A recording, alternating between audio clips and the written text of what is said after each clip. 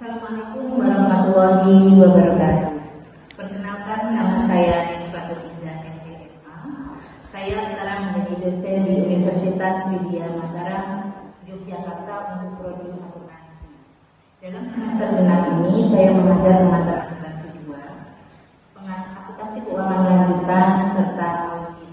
Dari pengantar akuntansi 2 sudah dijelaskan tentang akuntansi untuk profit, perusahaan profit, juga akuntansi yang meraba seperti akuntansi NGO, bahkan akuntansi budaya, karena kampus kita merupakan kampus dengan berbasis budaya.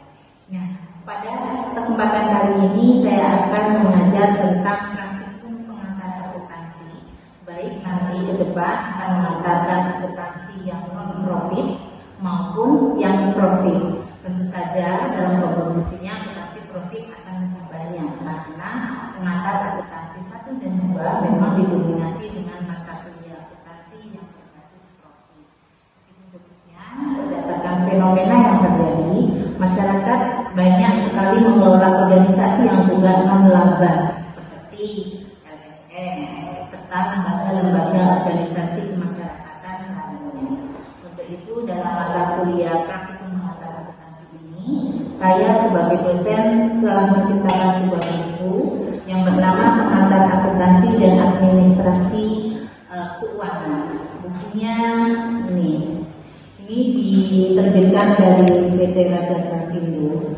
Nah, buku ini kita gunakan sebagai buku utama dalam pengajaran mata kuliah praktikum pengantar akuntansi ini. Capaian pembelajaran lulusan atau CPL pada mata kuliah praktikum pengantar akuntansi ini setidaknya terdiri dari capaian pembelajaran lulusan atau prodi, yaitu untuk menunjukkan sikap bertanggung jawab dan bermartabat atas pekerjaan di bidang keahlian secara mandiri. Kedua, mampu menyusun pelaporan internal sesuai dengan kebutuhan manajemen perusahaan. Dan ketiga, yaitu menguasai konsep teoritis akuntansi secara mendalam dan penerapannya di bidang akuntansi secara spesifik untuk menyelesaikan masalah secara sistematis. Kedua, capaian pembelajaran mata kuliah ini yaitu 1. Mahasiswa mampu menjadi akuntan yang profesional dan bertanggung jawab atas pekerjaannya sebagai seorang akuntan. Kedua, mahasiswa mampu memastikan transaksi keuangan sampai dengan pelaporan keuangan yang sesuai dengan prosedur serta kebijakan-kebijakan yang berlaku. Ketiga, mahasiswa mampu melengkapi dan mengevaluasi kelengkapan dokumen keuangan sesuai dengan kebutuhan manajemen perusahaan maupun untuk lembaga yang non-profitnya. Mahasiswa mampu mengimplementasikan antara teori dengan praktek akuntansi, dunia bisnis atau kerja secara nyata, tidak hanya secara teori, tetapi benar-benar merasakan menjadi mahasiswa yang terampil secara soft skill. Rencana pembelajaran semester untuk pengantar praktikum akuntansi ini adalah terdiri dari 10% adalah mengulang atau mereview teori dari pengantar akuntansi 1 dan 2, dan selebihnya adalah praktik.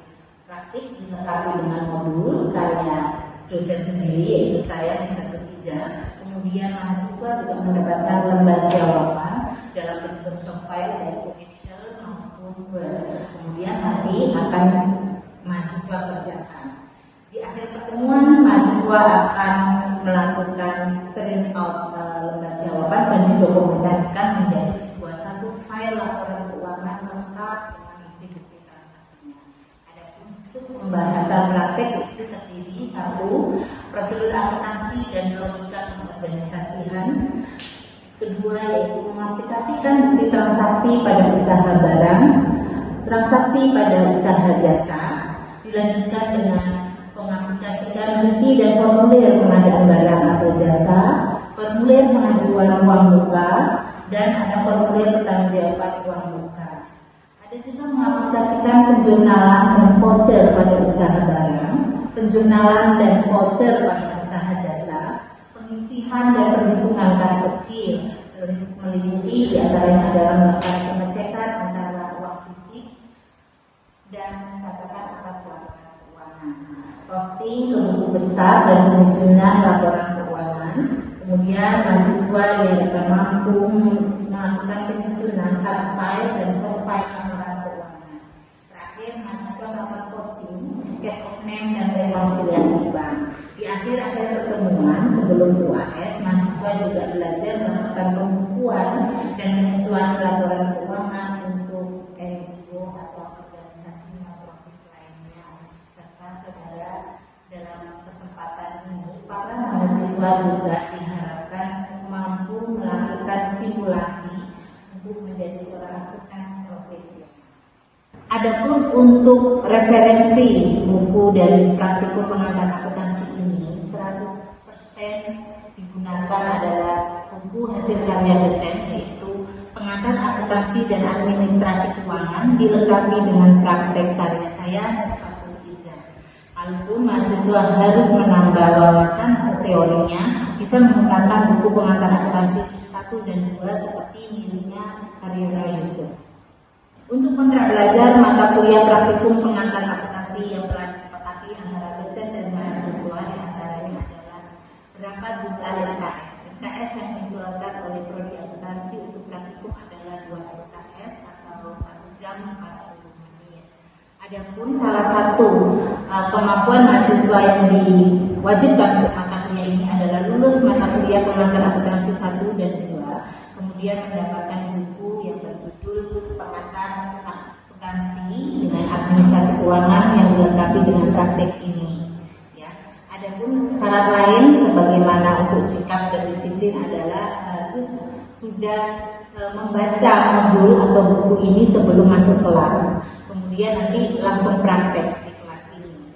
Selain itu juga mahasiswa diharapkan berpakaian rapi, tidak hanya sekedar seperti syarat pada umumnya di kampus universitas dari tingkat universitas, tetapi mahasiswa khusus di kelas ini juga saya harapkan menggunakan pakaian formal seperti layaknya seorang pegawai akuntan yang profesional untuk menciptakan suasana profesional di dalam praktikum. Pertemuan kali ini kita membahas tentang prosedur akuntansi dan pengadaan barang dan jasa. Untuk itu, mahasiswa diharapkan mampu menguasai sub CPMK. Sub CPMK yang pertama yaitu proses akuntansi yang diawali dari transaksi hingga laporan keuangan. Sub CPMK yang kedua meliputi proses pengadaan barang dan jasa. Sub CPMK yang ketiga yaitu mengenal formulir-formulir pengadaan barang dan jasa seperti purchase request, bid analysis, dan purchase order. Dan yang terakhir, sub CPMK ini bertujuan untuk mahasiswa mengetahui dan mampu menganalisa pengerjaan proses dan jasa secara efektif dan efisien, sekaligus simulasi dan praktik.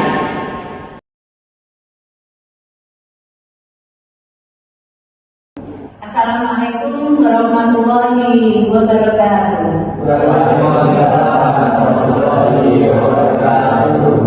Baik saudara, ketika pertemuan kemarin kita sudah bahas tentang rencana pembelajaran, kontrak belajar, dan apa buku yang akan kita pelajari. Pada pertemuan kali ini saya akan lebih menjelaskan apa aja yang akan kita praktikkan dan syarat-syarat untuk melakukan praktek akuntansi.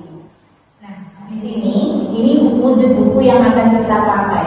Ya, nanti saudara semuanya akan mendapatkan modul ini sebagai buku panduan kita dalam melakukan praktek akuntansi yang judulnya adalah pengantar akuntansi dan administrasi keuangan. Nah, saudara untuk bisa mempraktekkan studi kasus yang ada dalam buku ini, setidaknya di sini saudara ada syarat-syarat yang harus saudara lalui atau prosesnya. Yang pertama itu tentang bagaimana prosedur akuntansi itu sendiri. Ini sudah kita pelajari di pengantar akuntansi 1, kemudian menyusun laporan keuangan juga di pengantar akuntansi 1 dan 2, kemudian kebijakan-kebijakan akuntansi dan administrasi keuangan yang itu lengkap ada di buku ini. Saudara, buku ini didesain juga berdasarkan pengalaman saya selaku praktisi di bidang keuangan dan akuntansi serta administrasi. Jadi saudara mempraktekkan buku ini, ibaratnya saudara nanti sudah dianggap menjadi seorang spesialis keuangan gitu ya. Untuk itu saudara nanti saya harapkan di dalam kelas ini, kenapa kemarin di dalam hotel pelajar kita harus menggunakan pakaian yang rapi, menghargai diri sendiri seperti seolah-olah saudara benar-benar sudah menjadi seorang pegawai gitu ya. Setuju? Nah, selain itu saudara akan mengimplementasikan langsung. Maka dalam pertemuan-pertemuan akhir nanti saudara tidak hanya mengerjakan studi kasusnya, tapi saudara akan benar-benar mengeprint, bahkan menjadikan laporan keuangannya itu dalam hard copy, soft copy, kemudian saudara akan mendapatkan gambaran ya. Jadi nanti ada simulasi bagaimana seorang akuntan ketika akan mengerjakan laporan, melaporkan kepada pimpinan sampai nanti dilakukan internal kontrol sebelum laporan itu dipanggil kepada kawan. Maka dari itu, untuk memastikan bahwa saudara benar-benar ingat tentang proses akuntansi, saya minta di antara saudara ada yang menjelaskan. Siapa yang menjelaskan? Aswan, ya silakan. Gimana proses transaksi keuangan itu dimulai?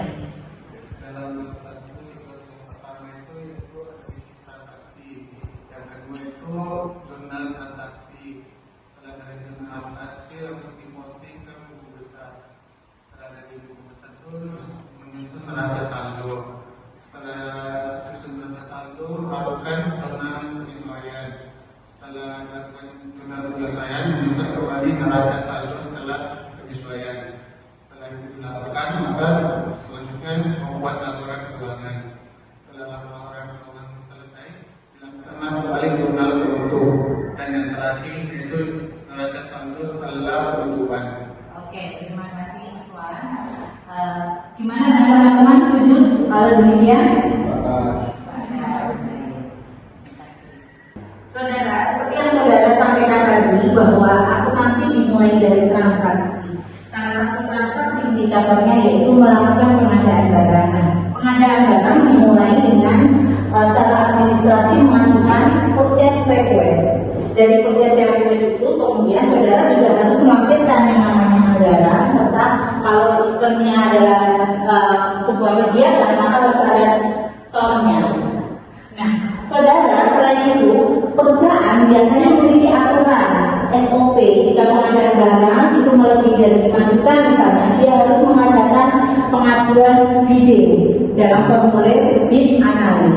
Apa itu bidding? Yaitu membandingkan 3 atau lebih perusahaan sejenis yang apple to apple untuk dibandingkan nilai harganya, barangnya secara efektif dan efisien, baru kemudian diambil satu dari supplier itu untuk dijadikan pemenang dan dilakukan pengadaan barang.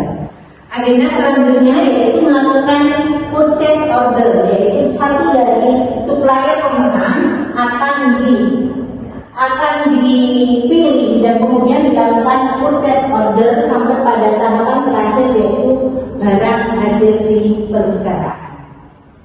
Saat SOP perusahaan menyatakan bahwa jika pengadaan barang atau jasa itu di atas 5 juta harus melalui tahapan yang disebut dengan bidding.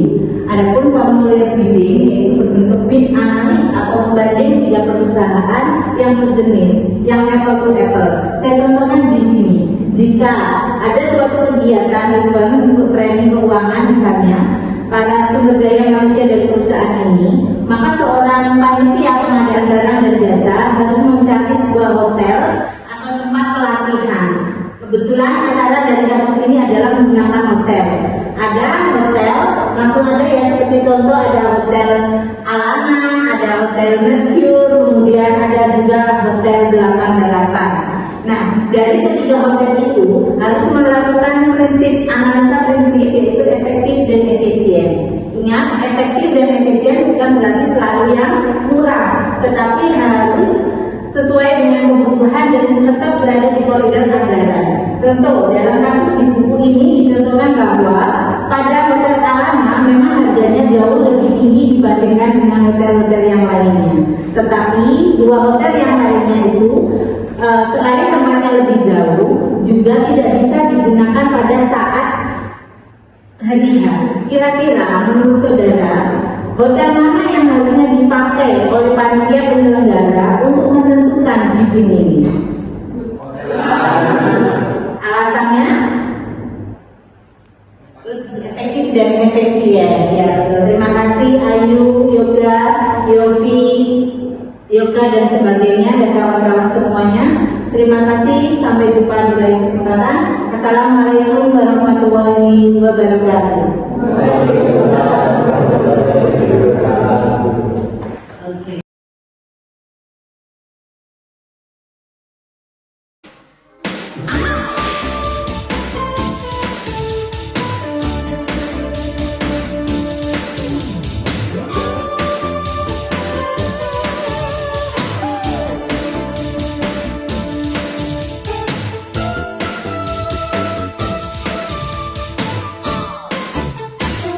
Di sekolah yang kutunggu,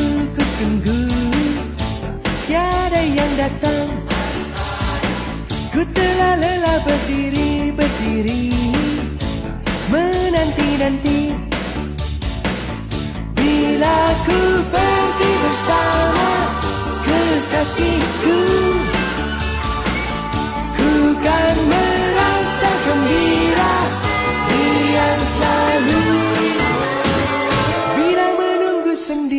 Sendiri, hatiku sunyi dan ku kan merasa gembira, riang selalu bila menunggu sendiri.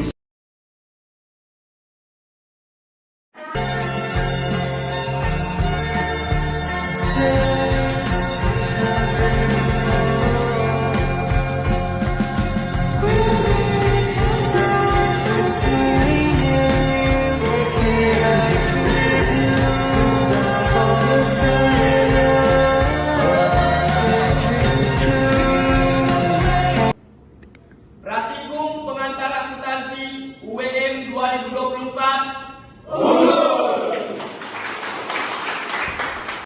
Terima kasih kepada Ibu Lisa selaku praktisi dari Staf Keuangan Fakultas Ekonomi Universitas Vidya Mataram. Kelas praktikum akuntansi UEM. 3